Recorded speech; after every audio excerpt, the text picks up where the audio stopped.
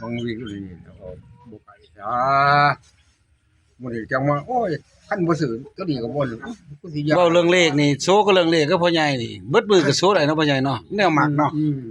โอ้ยข่อยก็ฮู้ซื้อแต่ที่นะเริ่มซื้อเลขเนี่ยแต่ว่าเริ่มซื้อว่าถ้าที่บ่ซื้อจะดีหรอก พันกี่บ่เจ็บแม่ บอกว่านะ เงินตัวนั้นมันเบิด เจะเฮ็ดบูชาบ่บักเวงนี่บ่ได้คือว่าเจะเฮ็ดขายเฮ็ดสิสั่งซะดอก เขาบ่เลยเขาก็บ่เฮ็ดขายจักเทื่อ บ่ เฮ็ดบูชา บ่ไปเนาะลอยกระทงของเขาหั่นปักซี่บ่ไป อืม สมมุติสิพาไปนำบ่ มา แต่ยังบ่ไป บ่ไปเด้อ ฮะบ่เคยไปบ่ บ่เคยไป แต่เป็นสาวมื้อนี้เคยไปลอยกระทงอยู่ปักซี่อยู่บ่ บ่ บ่ ไปจักเทื่อ สิไปจักเทื่อยังเห็นหุงเห็นเฮืองอยู่เนาะตาเนาะบ่ได้ใส่แว่นอีกจำตาผู้สาวขึ้นใหม่เนาะ ก็บ่เห็นคือกันแหละ ปีแล้วกับปีน่ะสมองเปลือกข่อยเนาะ แต่ว่าช่วงเทื่อนี่ก็ยัง ใหญ่ๆเราเฮ็ดบักเบง บ่เห็น บูชาแล้วบัดส่วนไปลอยกระทงมาบ่ไปบ่เคยไปว่าซั่น บ่เคยไปจักเทื่อ หรอ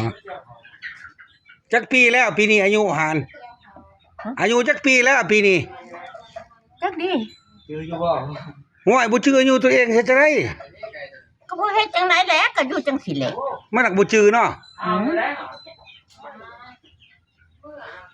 ได้บ่50ปีอายุเจ้าสิ40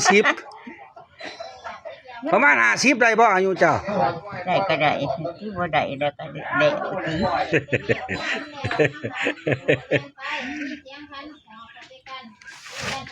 แต่ไม่เรื่อยเรื่องที่ต้องฝากเลย เปล่าว่าอายุ50เพิ่นหัวอีกถึกใจเพิ่นสิประมาณ50เลยเนาะอายุเนาะไม่ใหญ่เนาะ เออ อายุแล้วแท้ๆ80ปลายแล้วพี่น้องเอ้ย87 88แล้วอายุนะบ่หยอกเพิ่น50ปีเพิ่นหัวถึกใจเพิ่นเฮ็ดบักเบงบูชาบางทีคน80ปลายพี่น้องเอ้ยกินข้าวกินน้ำยังแซ่บอยู่บ่